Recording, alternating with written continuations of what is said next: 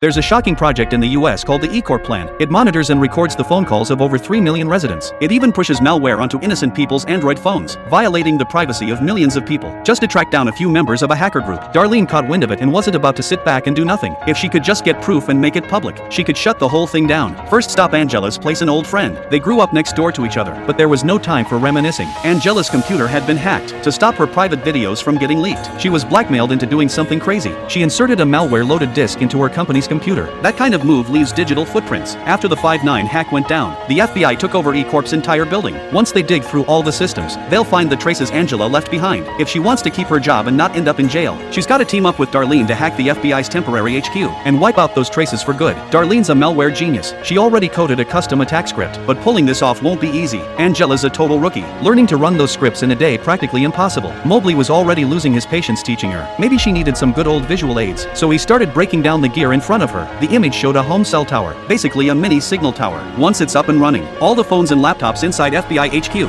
will be rerouted through their signal. That means they can grab emails, texts, data, everything. All Angela had to do was remember the script commands, even if it seems simple. It's a nightmare for a newbie. Mobley had a backup plan just in case, a USB drive nicknamed Rubber Ducky. If everything went south, she'd just plug it into any police laptop, wait 15 seconds, then yank it out. The duck could snag some cached data. Not a game changer, but better than walking away empty-handed. Once the backup plan was covered, they dove back into the code. Mobley complained to Darlene again. One day's just not enough, but time wasn't on their side. If the FBI finished gathering evidence and pulled out, they'd lose their shot forever. Angela pushed herself hard that day, but they were running out of time. She had to get in before the lunch break. Darlene in disguise checked into the hotel next to eCorp. Using her real ID way too risky, she called the front desk from her room, said room 2301 was out of toiletries, asked for housekeeping to bring some up. When the elevator doors finally opened, she stepped up and said she was out of conditioner. As the maid turned to grab a replacement, Darlene swiped her card through the cloner. She bailed and found a room closer to eCorp, unlocked it using the cloned card, pulled back the curtains, set up the signal booster, booted up her laptop, entered the fake Wi-Fi name and password, and waited for the home base station to go live. Back at eCorp, Angela watched the clock tick down. 11:29 turned to 11:30. Lunch break was about to start. She stashed her white work phone in a drawer and grabbed the untraceable burner. It rang. The voice on the line said marble cake. It was Darlene. Everything was ready. Now it was up to Angela. She took a deep breath and walked into the elevator. The FBI-controlled floor was off limits to regular staff. She just acted like she belonged there. As long as she didn't talk, no one would notice an unfamiliar face. She had to find a quiet place to run the script. Of course, she headed for the restroom.